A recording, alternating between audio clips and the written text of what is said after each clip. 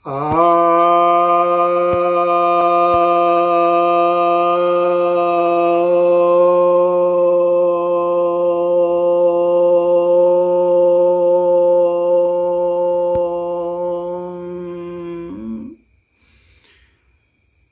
भक्तजनों को सप्रेम नमन। भक्तों, आज मैं आपके समक्ष एक गूढ़ विषय पर चर्चा करने जा रहा हूं, जो एक भक्त ने आग्रह किया है और कई बार से आग्रह कर रहे हैं, तो इसलिए उनकी जिज्ञासा को मैंने लिया है। श्री जितेंद्र सिंह जी हैं, तो उनकी जिज्ञासा यह है कि आत्मा शरीर में कैसे प्रवेश करती है, उसमें गुण कैसे आते हैं और उन गुणों का ज्योतिष से फिर कैसे संबंध है, और माता पिता से कैसे संबंध है, माता पिता के गुण व्यवहार संतान में कैसे है, उनके दादा दादी नाना नानी का गुण व्यवहार कैसे है, सरल भाषा में समझाएं। तो काफी लंबा इनका प्रश्न है, लेकिन ये बहुतों की जिज्ञासाएं होती हैं और इस पर बहुत लोगों ने बहुत कुछ कहा है, परंतु इसमें कुछ आयाम ऐसे हैं कि जो अमूमन नहीं मिलते हैं, और आत्मा की जो परिभाषा है यह काफ़ी गूढ़ विषय है, थोड़ा सा लंबा होगा, लेकिन मेरा उद्देश्य लंबा या छोटा वीडियो नहीं है। उद्देश्य है कि यह जो प्रश्न है इसका पूरा हल कर दिया जाए। देखिए, पहले तो आत्मा की कैटेगरी समझें। आत्मा उसको कहा जाता है, जो दिव्य आत्मा है, इसकी जो कैटेगरी है, जो प्रकार हैं, उसमें यह है कि जो दिव्य आत्मा है वो अविभाज्य है, असंयोज्य है, और उसकी उपस्थिति हर काल में हर स्थान पर बनी हुई है, बनी रहती है, यानी वह शाश्वत सनातन तत्व है। किसी काल में उसका अभाव नहीं होता है, किसी समय भी नहीं होता है, किसी परिप्रेक्ष्य में नहीं होता है, किसी स्थान विशेष पर नहीं होता है, किसी घटना विशेष में नहीं होता है। तो इस तरह से यह जो है दिव्य आत्मा है। इस दिव्य आत्मा को कहीं आना जाना नहीं है। तो यहाँ पर जो जिज्ञासा है कि प्रवेश कैसे होता है, तो प्रवेश का कोई प्रश्न ही नहीं उठता है, क्योंकि वह दिव्य आत्मा है, वो सनातन है और हर समय हर स्थान पर उपलब्ध है, तो उसके प्रवेश का कोई मतलब नहीं है।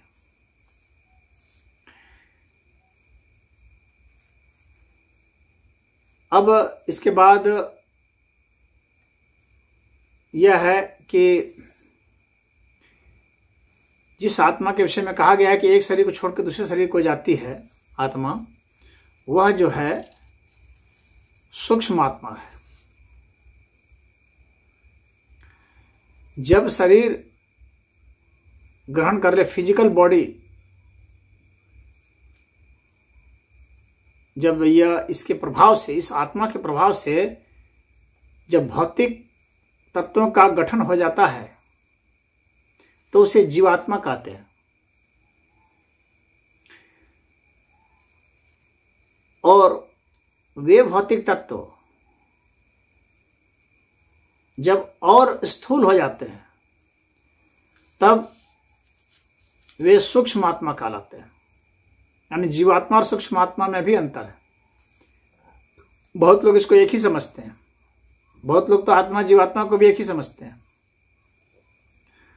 अब यह जो जीवात्मा है, यह जब भौतिक आत्मा, ये सूक्ष्म आत्मा हो गया, तब इसको जो है भूत आत्मा होना है, यानी इसको देह धारण करना है, यानी अब इसे अंग विकसित करना है। अब यह और स्थूल हो जाएगा। तो जब सूक्ष्म आत्मा था उस समय यह प्राणमय था,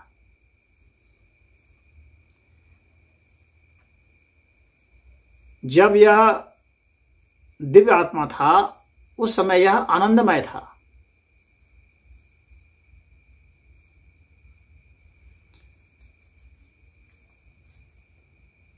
तो यह जिस तरह के स्तर होते हैं उस हिसाब से इसका नामकरण किया गया है।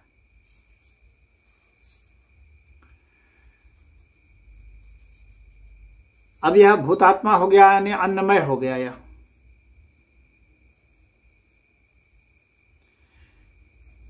तो जब अन्नमय हो जाता है तो शरीर धारण करते हैं, ऐसा बताया जाता है। जो हमारे अंग प्रत्यंग विकसित हो जाते हैं। अब यह है कि इसमें कैसे प्रवेश करते हैं, यानी जब माता पिता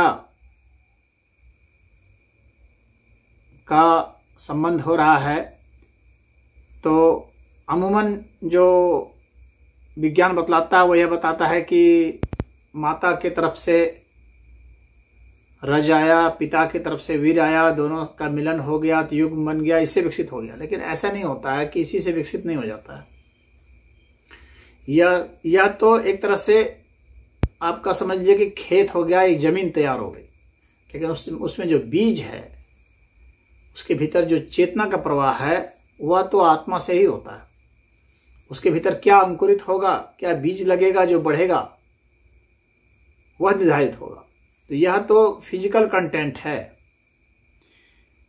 इस फिजिकल कंटेंट में बीज पड़ना है, जो इसका जो चेतन अस्तित्व है, इसमें जो चेतना है उसे हमें समझना है। तो यह चेतन सत्ता कब आती है? अब जब ये दोनों मिल गए, मिल करके एक फील्ड बनाए, वातावरण बनाए, और चूंकि इन दोनों में ही आवेश होते हैं, कोई भी जो भौतिक तत्व है उसमें आवेश होते हैं और वे आवेश बराबर नहीं हो सकते कभी भी। तो वैसी स्थिति में क्या होता है कि तीसरे तत्व की भूमिका होती है, तीसरे आवेश की भूमिका होती है। जितना इसमें घट रहा होता है या बढ़ रहा होता है, जितने आवेश को उतने की आवश्यकता होती है, तो उतना ये आकर्षित करता है। तो उतना ही चार्ज जो है इसमें आ जाता है, जो कि सूक्ष्म आत्मा के रूप में वायुमंडल में प्राणमय कोश में विद्यमान है। यानी इस अस्तित्व का जो प्राणमय कोश है उसमें यह आ जाता है सूक्ष्म आत्मा, और वहां से यह आकर्षित होता है इस भौतिक देह अन्नमय कोश में। और आकर्षित क्यों होता है? क्योंकि यहां उतने ही चार्ज की कमी या ज्यादा है। तो वे ही आत्मा इसमें आकर्षित हो सकते हैं, वही सूक्ष्म आत्मा जिसमें उतने ही चार्ज होंगे। ये नहीं कि वातावरण में तो बहुत सारे हैं, तो आखिर कौन उसमें आएगा? वही आएगा जिसमें कि वैसे ही आवेश हैं, उतने ही कि जितने की वहां की डिमांड है। तो वहां जितनी मांग है उसके हिसाब से उसकी आपूर्ति होगी। तो वह अपना शरीर इस हिसाब से वो खोजता है। तो जिस हिसाब से उसके आवेश बने रहते हैं उस सूक्ष्म आत्मा के, उस हिसाब से ही वह जमीन खोजता है कि वहां उसे मिल जाए। तो वैसी जगह पर आकर के ही वह गर्भ धारण करता है। तो इसके प्रवेश की कहानी तो ऐसी है। अब क्या उस सूक्ष्म आत्मा में गुण होते हैं? क्या माता पिता में गुण होते हैं? तो निश्चित ही गुण होते हैं। माता पिता में भी गुण होते हैं और जो आता है उसमें भी गुण होते हैं। तो ये जो गुण है, ये गुण शास्त्र के अनुसार से ये प्रकृति का है तत्व, यानी गुण प्रकृति के तत्व हैं। सत, रज और तम ये 3 गुण माने जाते हैं, तो ये प्रकृति के ही तत्व हैं। तो गुण माता पिता से भी आ गए, गुण जो जिसने गर्भ धारण किया जो सूक्ष्म आत्मा है, क्योंकि उसमें भी फिजिकल बॉडी है, उसमें सूक्ष्म है, बस बात इतनी है। यह जो वीर्य और रज जो भौतिक तत्व है, इससे वह ज्यादा सूक्ष्म है, बस इतनी बात है। लेकिन है उसमें भी भौतिक, आत्मा में भी, तो वह वहां पर आकर्षित हुआ। वह समझ लीजिए कि वह एक तरह से वह विद्युत है, तरंग है, वह ऐसा समझ लीजिए, वो इतना सूक्ष्म है। तो ये वह ऊर्जा रूप में है, प्राण रूप में है, तो उसमें भी तत्व है, एनर्जी है। और यहाँ जो ये हुआ है ये मैटर है, एक तरह से एनर्जी तो इसमें भी है, लेकिन भौतिक रूप से देखने में आता है मैटर है, यानी स्पर्म जो है वो एक पदार्थ जैसा है, समझ लीजिए। लेकिन उसके भीतर में भी चेतन तत्व है, प्राण तत्व है। तो वहां से आकर के वह उससे रिएक्शन करेगा, प्राण तत्व के साथ इसका रिएक्शन करेगा, यानी माता पिता के जो वीर्यरज हैं, इनके जो प्राण तत्व हैं उसके साथ वह मिलेगा, तो उसका भी गुण और इनका भी गुण इसमें आ जाएगा। इसके अलावा ये दोनों ये मिलेंगे तो जो भौतिक तत्व जिसको ये समाहित करेंगे अपने में, उसमें जो सूचनाएं हैं उसके आधार पर, उसमें जो इनके जो डीएनए है उसके आधार पर, या उसमें जो सूचनाएं हैं तरंग रूप में, ये डीएनए में भी तरंग रूप है। तो जो प्राण शरीर आया एक तरह से सूक्ष्म आत्मा से, और इसका जो प्राण है इन दोनों से मिले, तो उसमें भी सूचना है, उसमें भी सूचना है। इन सूचनाओं के आधार पर ही कोई नया पदार्थ उसमें से जोड़ा जाएगा जो भोजन से मिलता है। अब उसको जोड़ करके फिर उसमें भी गुण आएंगे, तो इन सब के गुणों का समावेश होगा और इन सब की अभिव्यक्ति होगी। अब इसमें से जो बहुत ज्यादा डोमिनेंट नेचर का होगा, प्रभावी होगा, वो प्रकट होगा।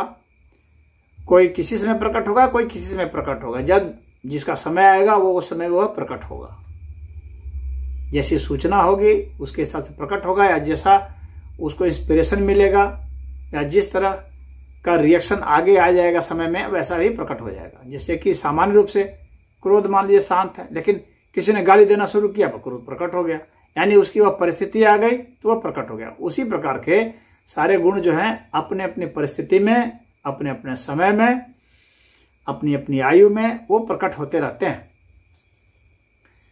अब इसका यह है कि यहां पर जो पूछा गया है कि इसका ज्योतिष से क्या संबंध है, क्या जो, क्योंकि ज्योतिषाचार्य सब जो है, ज्योतिष विज्ञान भी यह बतलाता है कि भाई जैसे ग्रह होते हैं उसके हिसाब से गुण होते हैं। तो अगर माता पिता के हिसाब से गुण है तो फिर ग्रह के हिसाब से गुण हो गए, फिर माता पिता के जो गुण है वे गौण हो गए। इनके पूछने का जो तात्पर्य है मैं समझ रहा हूं वो इस तरह से है।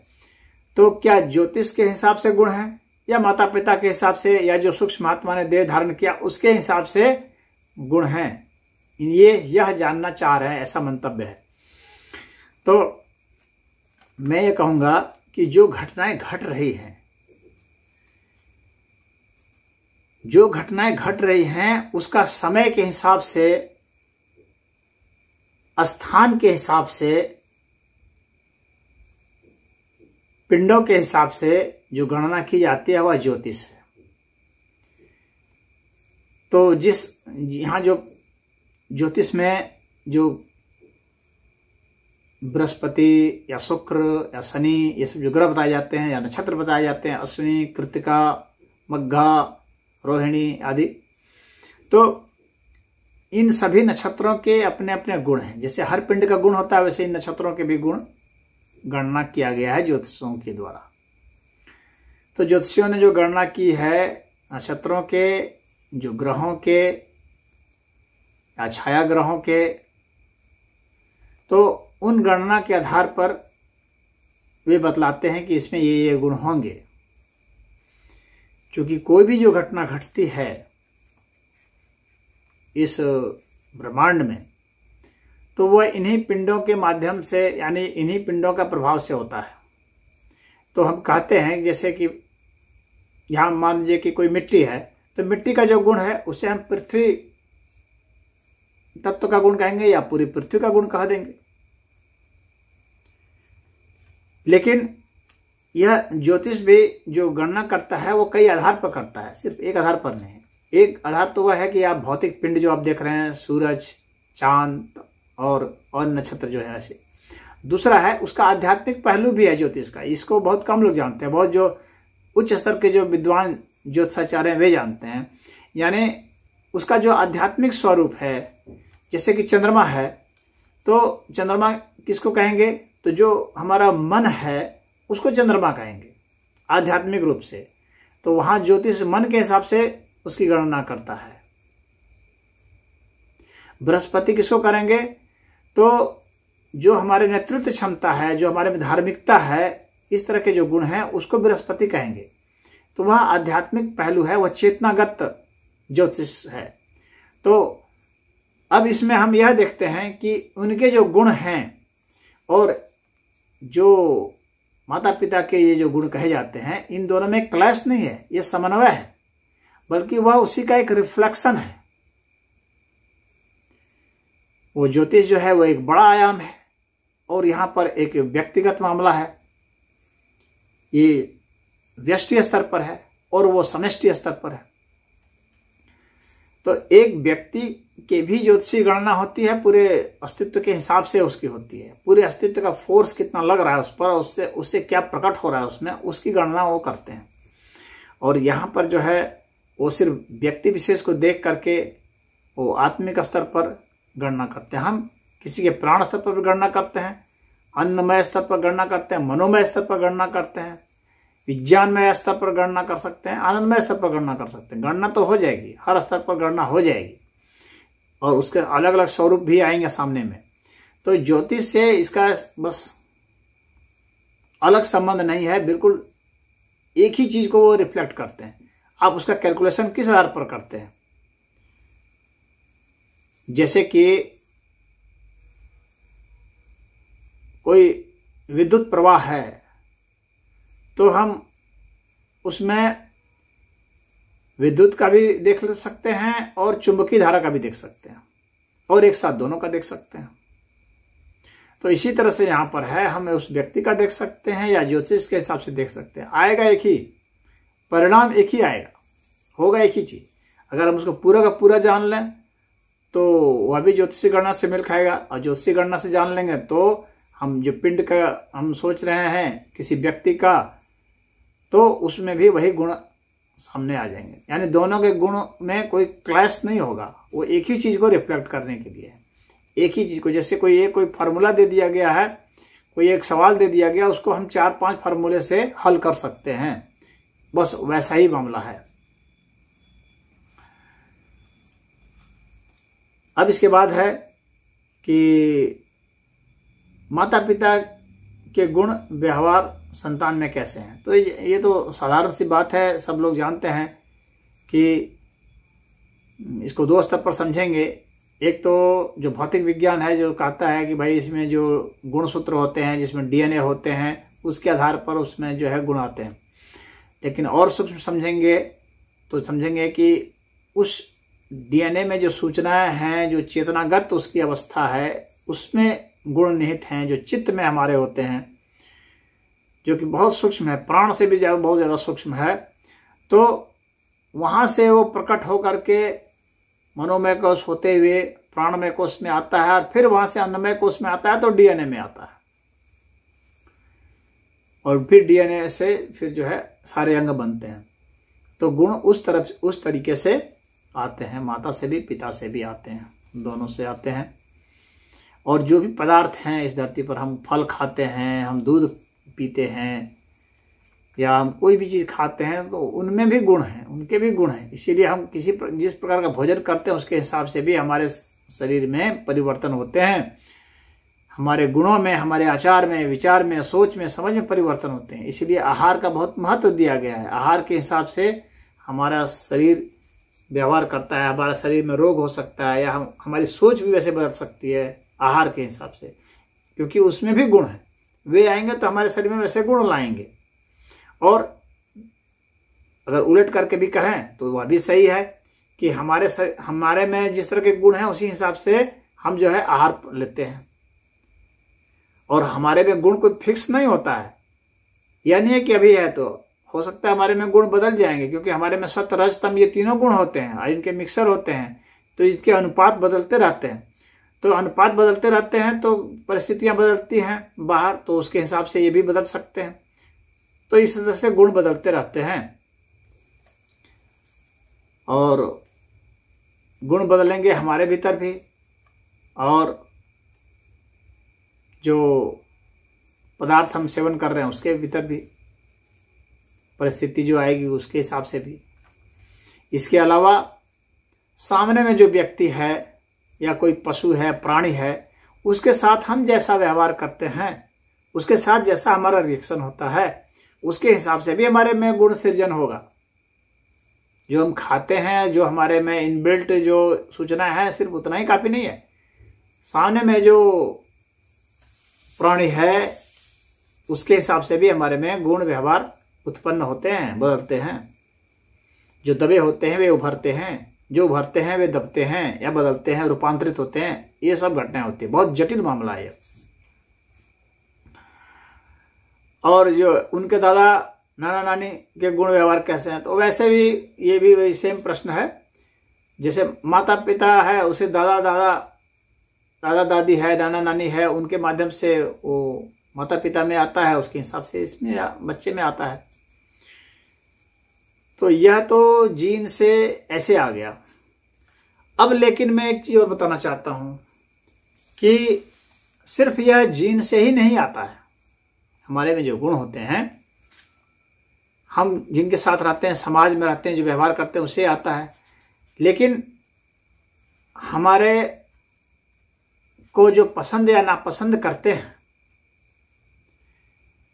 उनके माध्यम से भी, वे भले दूर हों, वहां से जो उनकी विचार तरंगे होती हैं, उनकी भाव तरंगे होती हैं, तो उसका भी हमारे ऊपर असर पड़ जाता है, किसी भी प्राणी का। यानी एक माता अपनी जगह से बैठे बैठे अपने बच्चे को दूर में भी है तो ख्याल रखती है, और वहां से जो है उसकी तरंगे, भाव तरंगे, विचार तरंगे प्रवाहित होती हैं। प्रेम की धारा बहुत अजस्त्र है, ये चलती रहती है, तो वहां से प्रभावित कर सकती है, दूर बैठे बैठे भी प्रभावित कर सकती है। तो जिस व्यक्ति को हम सोचते हैं, जानते हैं, यदि हम उसके विचारों से प्रभावित हैं तो हमारे में गुण आ जाएंगे। वह व्यक्ति हो सकता है आज नहीं भी हो सकता है आज से 1000 वर्ष पहले हो। मान लीजिए महात्मा बुद्ध थे, भगवान कृष्ण थे, महावीर थे, कबीर थे, उनके गुण भी हमारे में आ सकते हैं।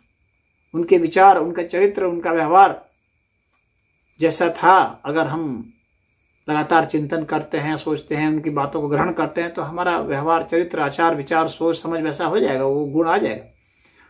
तो वो हजारों वर्ष पहले थे, परंतु उनके विचार, उनकी कहानियां, उनके ये सब हैं, तो उनका भी असर हमारे पर पड़ता है। तो यह मामला बहुत जटिल होता है, इस तरह से इसका प्रभाव पड़ता है। तो अब कुछ लोग ऐसे हैं जो कि यह कहते हैं कि मरने के बाद कुछ नहीं है। तो ऐसा नहीं है, हम कभी शून्य नहीं हो सकते।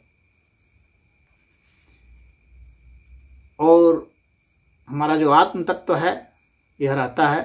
ऐसे लोगों को शास्त्रों का अध्ययन करना चाहिए, समझना चाहिए, और विज्ञान का भी अगर अध्ययन करेंगे तो आपको पता चलेगा कि कोई चीज़ हम लोग सिर्फ फिजिकल नहीं है। कोई भी बॉडी जो फिजिकल दिखती भी है वह भी सिर्फ फिजिकल नहीं है। लोहा भी सिर्फ वह फिजिकल लोहा नहीं है, उसके भीतर भी चेतन देता है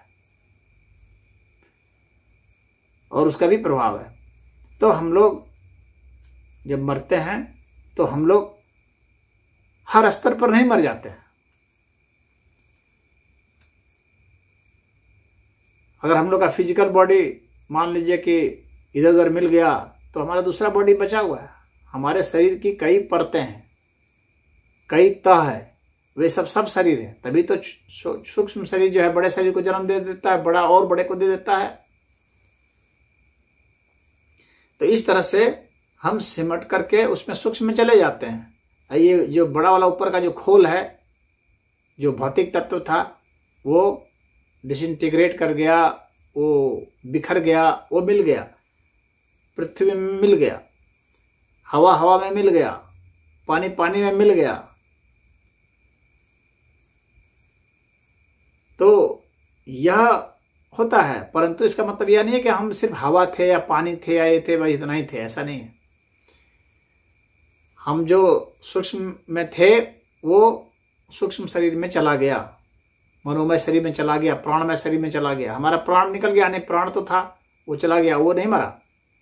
तो हमारा प्राण शरीर नहीं मरा, हमारा यह भौतिक शरीर मरा, प्राण शरीर विद्यमान है। उस प्राण शरीर के भीतर में मनोमय शरीर था, वह विद्यमान है, वह नहीं मरा। वो जब प्राण का भी जब नाश होगा तो मनोमय शरीर विद्यमान रहेगा, वो उसको सृजन कर देगा। यानी ये जो अस्तित्व है ये हर समय सृजन करते रहती है, उसके पास बीज है, उस बीज से सृजन होता रहता है, चलता रहता है। अब एक प्रश्न और जो इसने नहीं पूछा है, परंतु मैं ऐसे अभी ध्यान में आ गया, बता रहा हूं कि क्या हमारे जो प्राण हैं उसके माध्यम से जो भौतिक तत्व आए, जो हमारे साथ जुड़े, वे क्या हमारे गुण को फिर लेकर के बाहर गए? तो निश्चित ही गए। उनमें भी कुछ परिवर्तन हुआ, उनमें भी कुछ सूचनाएं गई, विकास हुआ उनका भी। यह एक बहुत विलक्षण बात आपको बता रहा हूं मैं, जो आपको शायद सुनने को न मिला हो। जो हमारे संसर्ग में आ गया, जो हमारे से जुड़ गया, वो भौतिक तत्व भी, लोहा जुट गया, तांबा जुट गया, सोना जुट गया, कैल्शियम जुट गया, मैग्नीशियम जुट गया। तो जो कैल्शियम और मैग्नीशियम बाहर है, वही कैल्शियम और मैग्नीशियम हमारे में है। यदि यह कोई सोचता है तो गलतफहमी में है।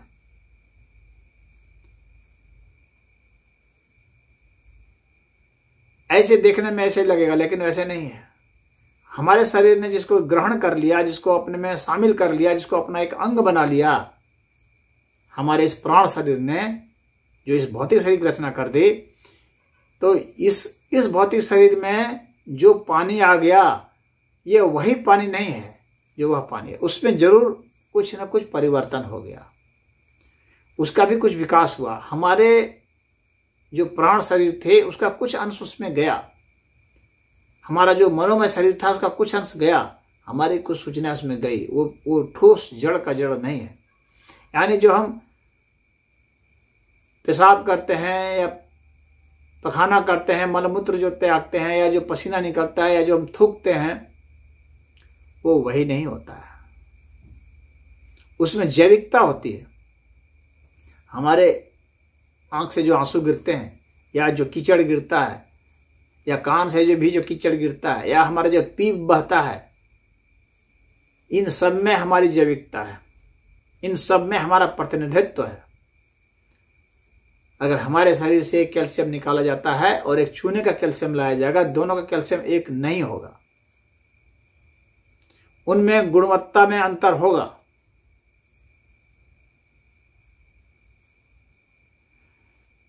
जो चूना होता है वह, और जो मोती है, मोती भी कैल्शियम ही है, लेकिन उसकी क्वालिटी अलग होती है, और जो चूना होता है उसकी क्वालिटी अलग होती है। वो एक ही चीज नहीं है। शंख में भी जो ऊपर का खोल होता है शंख का, वह भी कैल्शियम ही होता है, लेकिन शंख का कैल्शियम और वह मोती का कैल्शियम एक नहीं है। उसी तरह जो सीप है उसमें भी कैल्शियम ही होता है, ऊपर खोल जो उसका होता है, वह कैल्शियम और यह कैल्शियम एक नहीं है। जो शंख का कैल्शियम है, जो सीप का कैल्शियम है, जो मोती का कैल्शियम है, जो चूने का कैल्शियम है सारे कैल्शियम ही, परंतु सभी में गुणों में अंतर है। और जो कैल्शियम हमारे में है उसमें भी अंतर है।